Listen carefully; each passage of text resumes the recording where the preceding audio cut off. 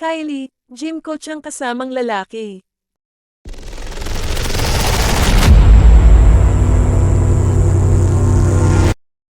Nakuna ng video si Kylie Padilla sa isang mall. May kasama itong matangkad na lalaki, long hair at maraming tato. Ipinagpalagay agad ng mga netizen na jowa umano ito ni Kylie. May mga nakakilala naman sa guy.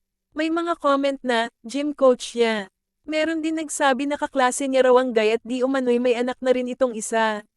Si Kylie naman ay may 2 anak kay Alger Abrenica.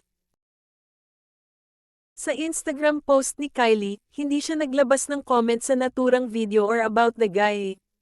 Pero, parang sinasabi na rin niya na hindi siya in competition sa kanino man, gusto na lang din niya to live her best life. At sa caption nga niya, sinabi ni Kylie na, quite frankly, tired of chasing of something I don't believe in.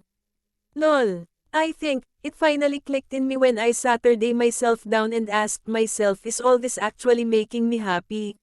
Self-love is not what you do on the outside but what you do in the inner world.